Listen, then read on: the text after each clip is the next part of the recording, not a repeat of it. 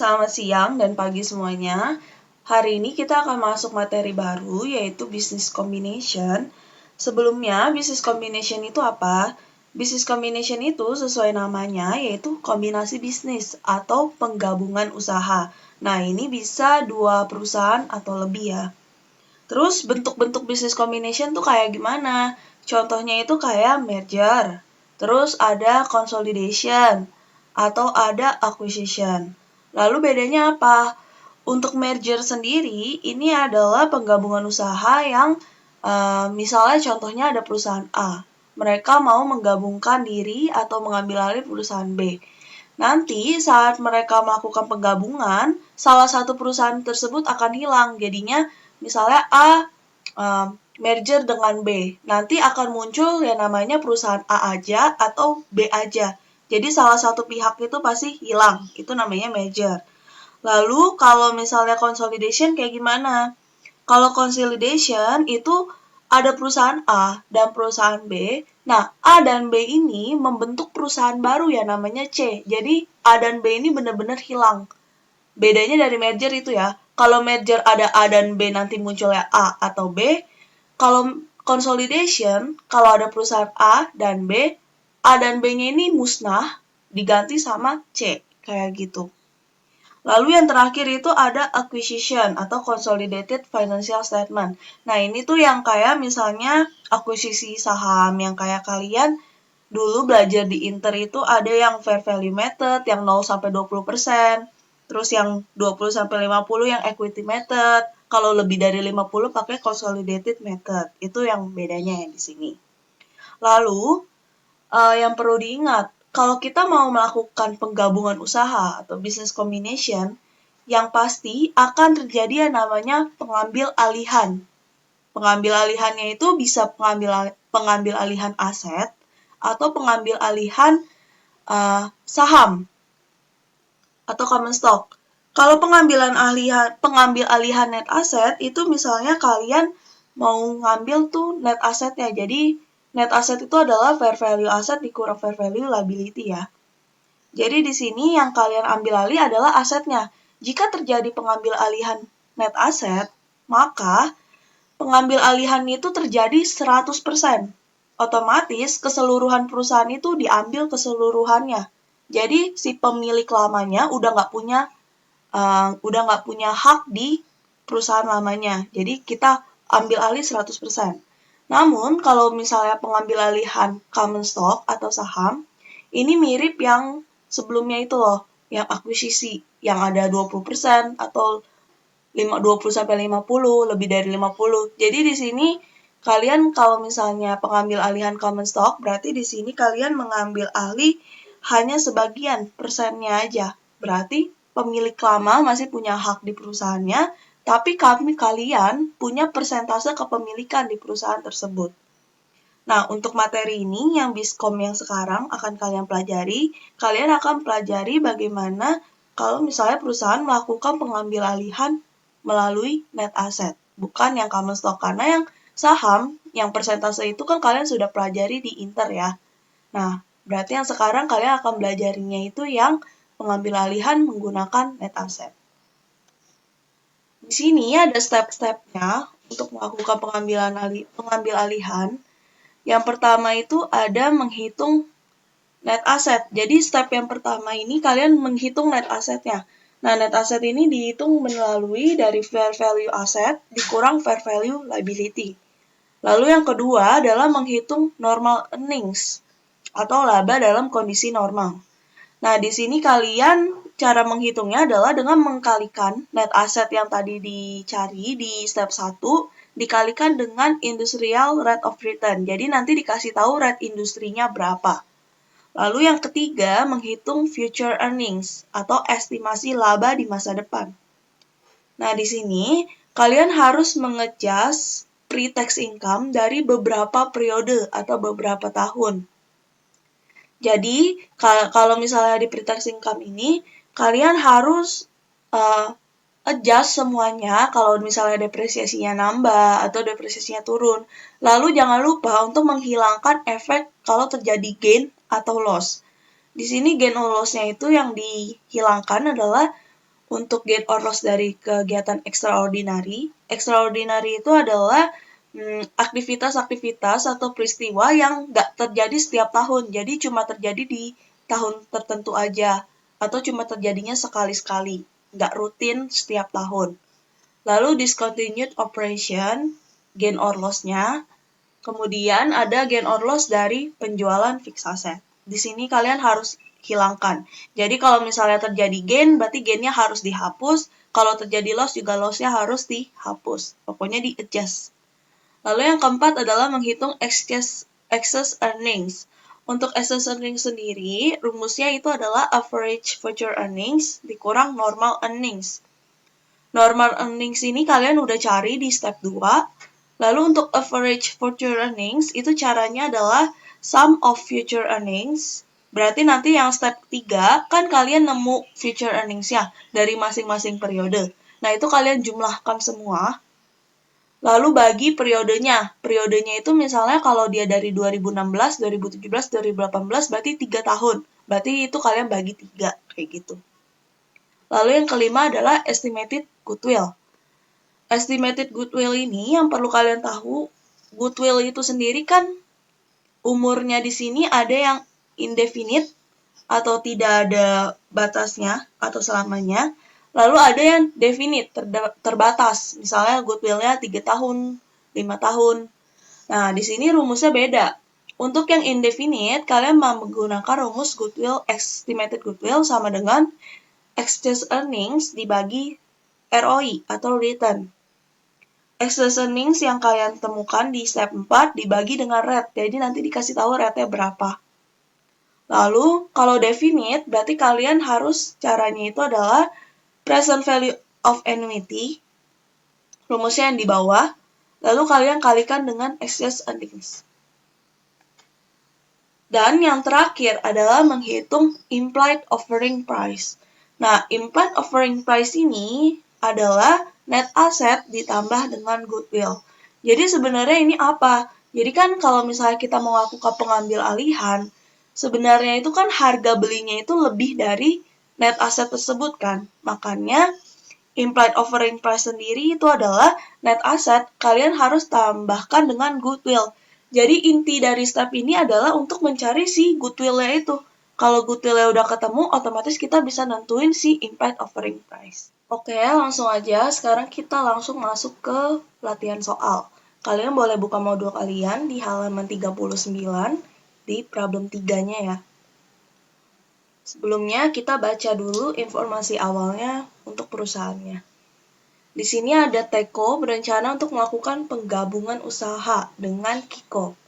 Teko menggunakan rata-rata dari pendapatan Kiko tahun 2016 sampai 2018 untuk mewakili perkiraan pendapatan untuk 5 tahun ke depan.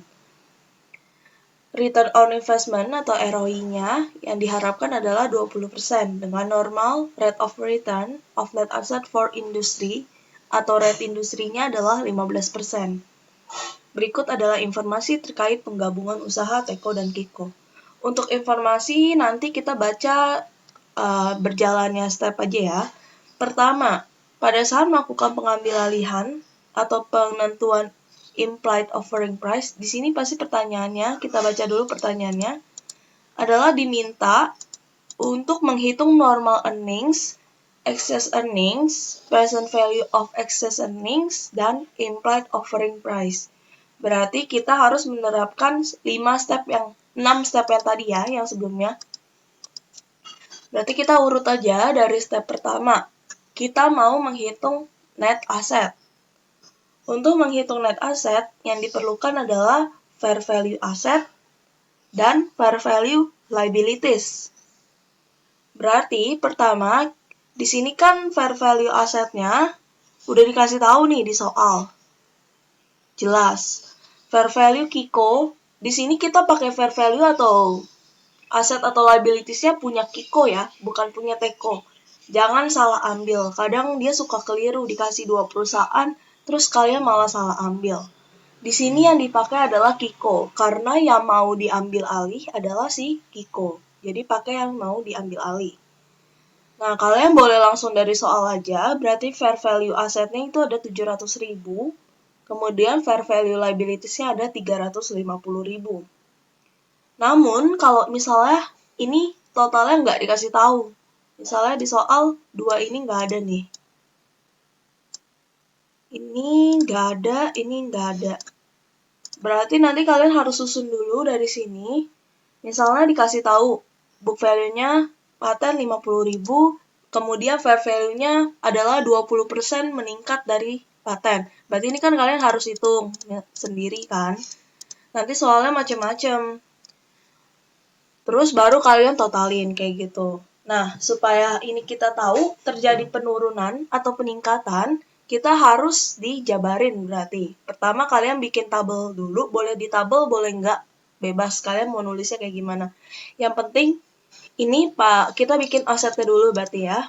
Karena kan untuk liabilities di sini tidak ada penjabarannya. Cuma ada aset doang yang dijabarin. Berarti kita jabarin si asetnya aja. Di sini dikasih tahu cost ini adalah book value ya, sama. Paten itu adalah 50.000. Benar 50.000. Lalu Kiko fair value-nya 50.000. Berarti tidak ada perubahan. Berarti ini sama. Kemudian yang kedua adalah current asset. Awalnya 250, kemudian turun menjadi 215. Berarti turun sebesar 35.000. Nah, ini kalian berarti ada penurunan current asset 35.000. Lalu yang kedua ada equipment. 150 meningkat 165. Berarti ada peningkatan 10%. Untuk menghitung peningkatan ini gimana caranya? Kalian tinggal ini aja hitungnya. Ini kan tadi ada 165. Kurangin dengan 150.000. Kalau udah dikurang kayak gini, kalian bagi dengan ini loh, dibagi dengan 150.000. Jadi dibagi harga awalnya. 0,1, berarti ada peningkatan 10%. Ini caranya kayak gini, buat tahu ini berapa persen. Jadi kalian caranya, tadi 165 dikurang 150, dibagi dengan 150. Yang ini juga sama, berarti 300 dikurang 270 dibagi dengan 270. Ini kalian tahu turun atau naiknya ini, karena ini fair value-nya turun ya, naik ya, makanya dibilangnya naik. Lalu ini fair value-nya turun, makanya dibilang turun. Nah, kenapa sih mesti ngitung naik berapa persen, turun berapa persen? Fungsinya buat apa? Nah, fungsinya ini nanti akan dipakai pada saat kalian menghitung depresiasi di sini. Jadi kalau kalian baca di soal, di sini ada depresiasi equipment sama building. Dibilang untuk depresiasi ini ada 2.000 dan 3.000 setiap tahun. Sebenarnya fungsinya itu adalah waktu kalian mau menghitung pre-tax income. Waktu mau menghitung pre-tax income atau adjust, itu kan kalian harus adjust kan income-nya. Berarti kalau misalnya dia ada fair value kayak gini, mengalami penurunan, berarti depresiasinya juga turun. Kalau misalnya nilai asetnya aja turun, berarti depresiasi juga turun kan. Nah, depresiasi yang turun itu harus kalian adjust di sini. Makanya perlu dihitung dia persentasenya berapa. Lalu Ci, kenapa yang current asset nggak perlu? Lalu paten juga nggak perlu. Paten ini karena sama ya, makanya nggak perlu. Kemudian yang current asset, kenapa kita nggak bikin persentasenya? Karena di sini current asset kan tidak ada depresiasi. Berarti dia tidak ada pengaruh nanti di sini. Jadi mau turun mau naik ya udah biarin aja. Karena nggak ada efeknya nanti untuk perhitungan pre-tax. Nah kalau udah kayak gini, tadi ya, pertama kita mencari net asset. Berarti net asset itu adalah total aset dikurang dengan total liabilities. Nanti akan diperoleh net asset 350.000. Kemudian setelah net assetnya ditemukan atau udah selesai dicari, berarti step 2, yaitu adalah menghitung normal earnings. Untuk normal earnings, berarti caranya ini di soal karena dia nggak ada, Nih, normal earnings, kalian hitungnya dari rate yang tadi. Rate-nya kan di soal ada rate industri itu 15%. Ini 15%, kalian kalikan dengan ini. Dengan 350.000. Ya, 15% dikali dengan 350.000. Kalau kalian mau tes, coba kasih sama.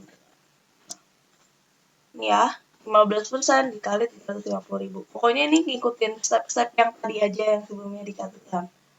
Berarti normal earnings-nya udah dapet juga. Setelah menghitung normal earnings, berarti langkah selanjutnya, ini tadi step 1 ya. Step 1, ini step 2.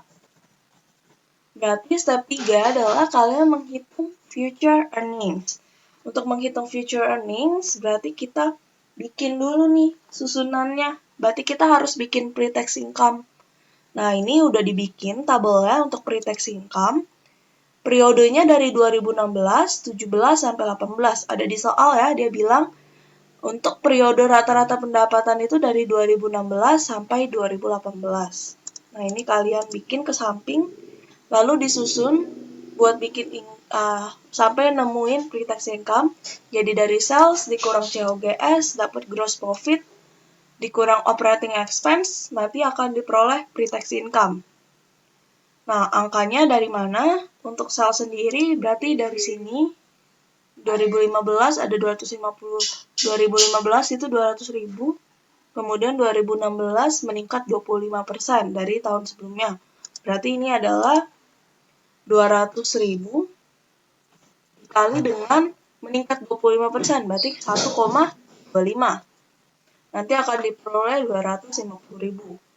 Kemudian untuk 275 berarti tahun 2017 meningkat 25.000 dari tahun sebelumnya. Berarti 250 kalian tambahkan dengan 25. Karena dia bilang 25.000 dari tahun sebelumnya meningkat. Kemudian untuk yang 2018 di sini dan tahun 2018 ada 300.000. Udah dikasih tahu di soal ya. Nih informasinya. Ini untuk informasi sales yang pertama, oke? Kalau udah berarti udah clear. Next kita ke COGS. Untuk COGS di sini kita skip, kita menghitung gross profit-nya dulu. Kenapa? Karena di soal dia ngasih taunya gross profit margin. Berarti yang kita bisa cari adalah gross profit-nya. Di sini gross profit margin-nya setiap tahunnya dibilang tetap 30%. Berarti 75.000 ini adalah 30% dari 250.000. Kita kasih warna aja supaya tidak itu. Nih, 75.000 adalah 30% dari 250.000. Kemudian 82.500 adalah 30% dari 275. Kemudian 90.000 adalah 30% dari 300.000. Jadi ini kalian kalikan 30% semua. 30% dikali dengan sales, rumusnya. Sesuai soal ya ini tergantung. Berarti COGS ini kalian selisihnya. Berarti kalau misalnya GP-nya 30%, berarti COGS-nya adalah 30%. Kalau udah, ini kalian hitung. Berarti 70% kali ini, nanti akan diperoleh ini. Kalau udah, berarti GP-nya juga udah clear. Sekarang kita ke operating expense. Untuk operating expense dibilang beban-beban tahun 2015 adalah 10.000, tahun 2016 adalah 12.000, ini 12.000, kemudian 2017 15.000 ini, lalu 2018 adalah 18.000. Ini kan ada informasi 2015, perlu dibikin nggak? Jawabannya enggak, karena di soal dibilang dari 2016 sampai 2018 aja. Jadi meskipun dikasih tahu, kalian abaikan aja ya, karena itu nggak dipakai. Nah, berarti operating expense juga udah ya, ini pakai informasi yang ini. Nah, kalau udah ditemuin, berarti kalian tinggal gross profit dikurang dengan operating expense, nanti akan didapatkan pre-tax income. Setelah pre-tax income ini didapatkan, jangan lupa kalian harus adjust income-nya. Jadi kalau ada gain-nya harus dihapus, ada loss harus dihapus. Lalu kalau misalnya ini fair value-nya turun, berarti depre-nya juga harus berarti apa efeknya depre terhadap income-nya harus dihitung. Kemudian kalau fair value-nya naik, juga efek depresiasinya terhadap income harus dihitung. Berarti yang pertama, ini kita urut aja dari A, B, C, D sampai J. Untuk adjust-nya. Berarti yang pertama untuk extraordinary loss. Di sini ada tahun 2017, berarti ini cuma terjadi di 2017 saja. Ada 5.000. Kalau misalnya income, di tahun sebelumnya itu dia udah menghitung loss 5.000. Berarti karena kita mau menghapus loss-nya dan membalikan ke keadaan awal sebelum terjadi loss, berarti loss di sini harus kita tambahkan ya ke income. Karena sebelumnya kita sudah mengurangi si loss. Nah, ternyata loss-nya ini nggak boleh diakui, harus kita adjust. Untuk di-adjust-nya berarti loss yang sebelumnya sudah dikurangi harus ditambahkan lagi. Makanya di sini kalau terjadi loss, nilainya adalah positif. Di sini kalian tulis positif 5.000 di tahun 2017 karena extraordinary loss-nya hanya untuk 2017.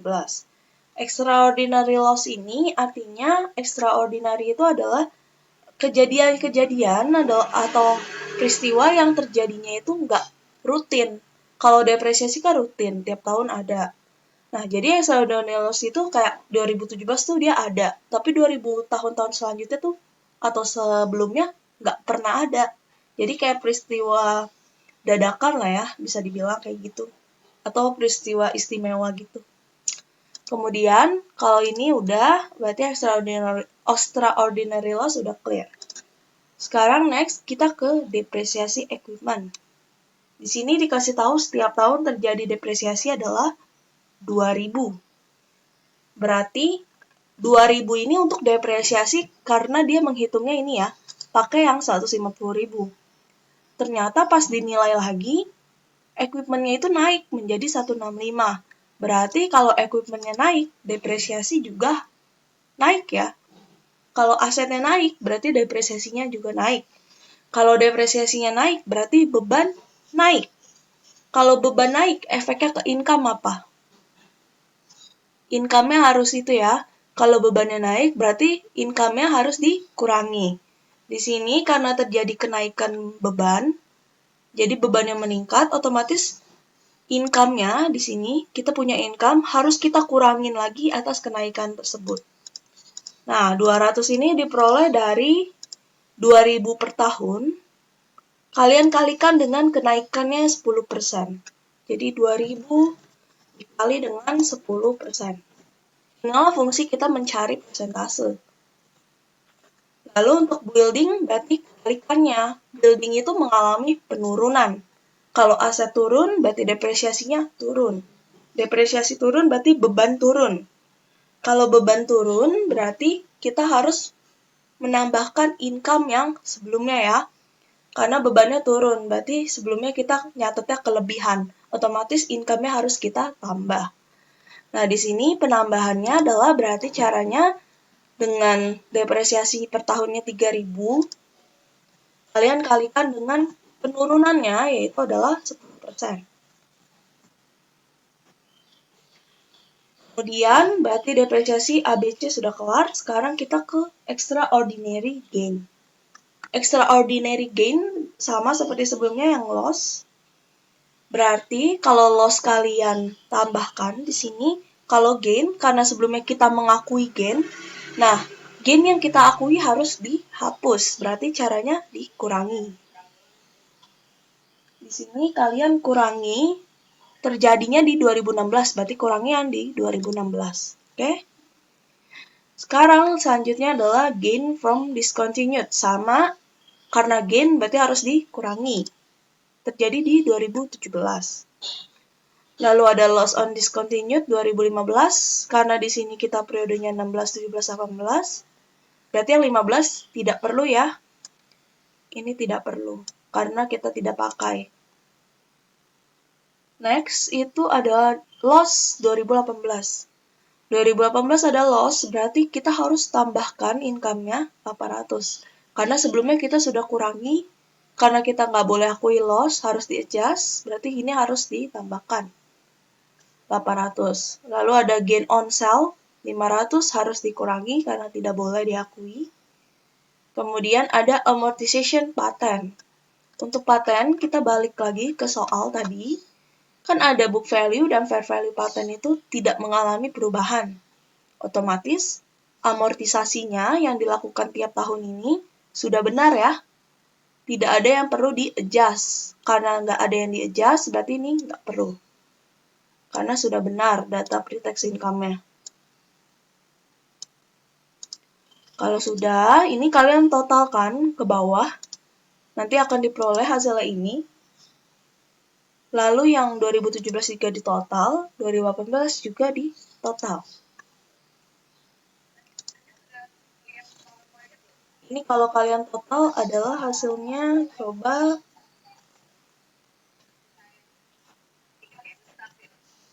204.600.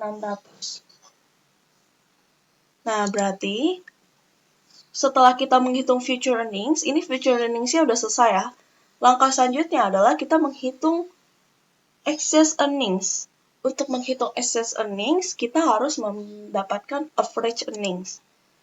Average earnings ini diperoleh dari ini, total adjusted earnings-nya 1, 2, 3, dibagi dengan periode 1, 2, 3. Berarti ada 3 tahun ya periodenya.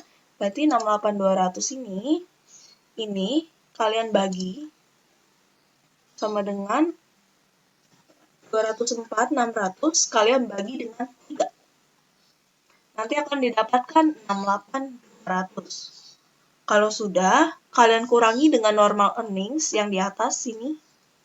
Nanti akan diperoleh excess earnings 15.700.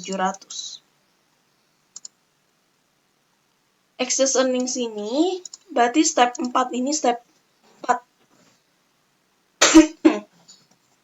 Step 4 udah clear. Ini step 3 juga udah clear. Berarti sekarang kita ke step 5, yaitu menghitung estimated goodwill.